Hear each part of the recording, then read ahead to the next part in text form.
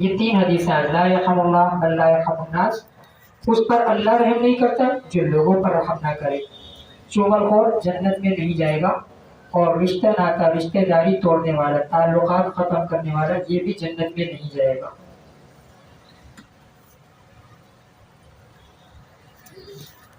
عقائد کے بارے میں نے ذکر کیا تھا کہ عقیدہ ایک بنیادی چیز ہے، جیسے کہ جب تک بنیاد مضبوط نہ ہو اس وقت تک عمارت مضبوط نہیں ہو سکتی۔ بنیاد اگر غلط ہے، ٹیڑھی ہے، تو عمارت بھی ٹیڑھی ہی چلتی چلی جائے گی، ٹیڑھی ہی کھڑی ہوگی۔ تو عقیدہ جو ہے ایک بنیادی چیز ہے، اور عقیدے کے بغیر انسان کا کوئی عمل قابل قبول نہیں ہوگا۔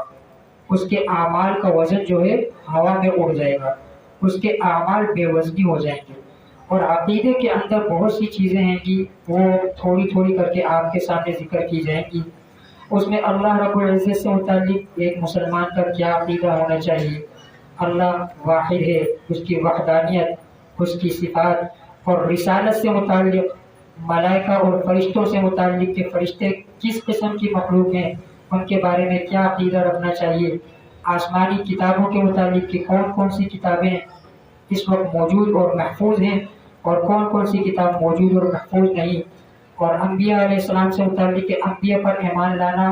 اور کس کس نبی پر کس کس قسم کا ایمان لانا، اور خاتم النبی ہمارے پیارے نبی سے متعلق ان کے کیا صفات تھی، وہ ساری چیزیں ذکر کی جائیں گی انشاءاللہ عقائد کے اندر۔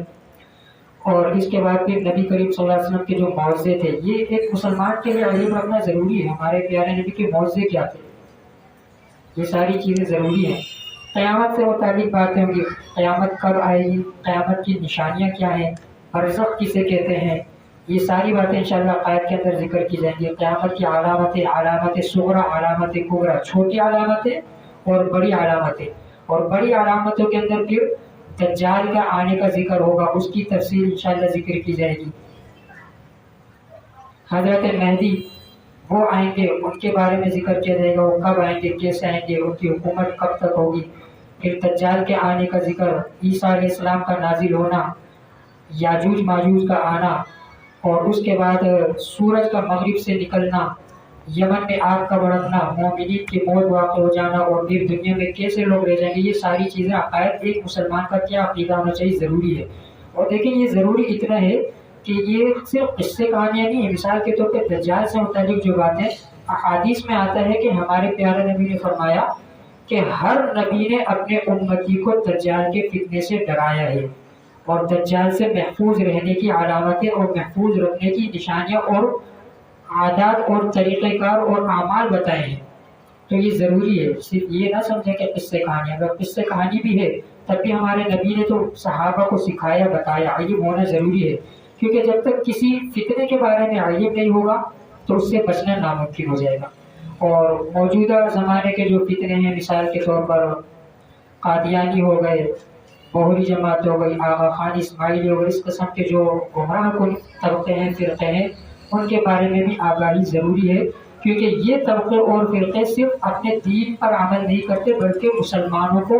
پیسہ، گھر، مال، دولت، شادی، لڑکی، اس قسم کی مختلف قسم کی لالچیں دے کر بے دین کرتے ہیں۔ جہاں انہیں موقع ملتا ہے وہاں مسلمانوں پر حملہ کرتے ہیں، ان کی لاچارگی اور محتاجگی سے فائدہ اٹھاتے ہوئے ان کو بے دین کرتے ہیں۔ تو اسی لیے ان فتنوں سے بھی آگاہی ضروری ہے، علم ہونا ضروری ہے۔ یہ انشاءاللہ تھوڑا تھوڑا کر کے وقتاً فوقتاً آپ لوگ کے سامنے ذکر کی جائے گی انشاءاللہ۔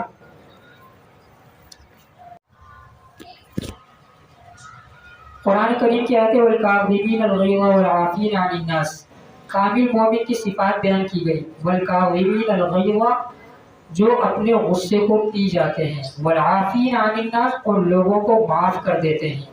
واللہ یحب المحسنین ایسے احسان کرنے والوں سے اللہ محبت کرتے ہیں۔ کیا ہم اور آپ نہیں چاہتے کہ اللہ ہم سے محبت کریں؟ آسان علاج، آسان حل، آسان طریقہ کہ دوسرے کو معاف کر دیا کریں۔ قرآن کریم کی آیت ہے، اللہ نے ارشاد فرمایا والعافین عن الناس جو لوگوں کو معاف کر دیتے ہیں، غصہ پی جاتے ہیں، واللہ یحب المحسنین اللہ احسان کرنے والوں کو، اچھے اعمال کرنے والوں کو محبوب رکھتے ہیں۔ تو دوسرے کو معاف کر دینا چاہیے،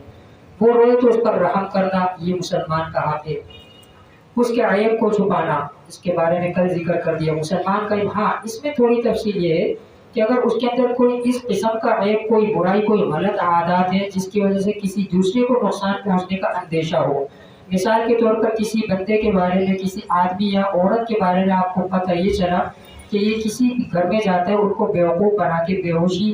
کی دوا پلا کر یا کچھ بھی کر کے یا چوری ڈکیتی کرنے کا ماہر ہے، تو اس کے بارے میں دوسرے کو آگاہ کرنا ضروری ہے کہ اس سے محتاط رہیں، اس کی عادتیں چوریاں کرتا ہے یا دوسروں کو اس طرح بیوقوف بناتا ہے. اگر کسی دوسرے کا نقصان کا خطرہ ہے تب اس کی برائی دوسروں کے سامنے ذکر کر دینا چاہیے، لیکن بلا وجہ لوگوں کے عیوب اچھالتے پھرنا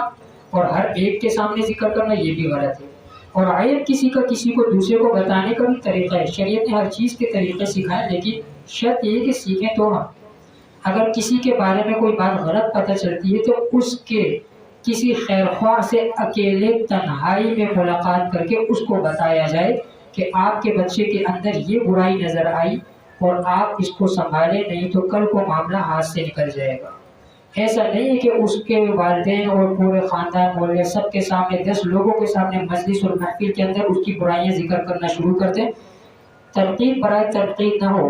بلکہ تنقید جو ہونی چاہیے وہ صرف اور صرف تعمیر کے لیے ہونی چاہیے. اس میں بھی ایک تفصیلی بحث ہے کہ کسی کے عیب چھپانا کس حد تک ہے اور کس حد تک بتانا ہے. بہرحال عیوب کو چھپانا چاہیے، اس پہ پردہ ڈالنا چاہیے.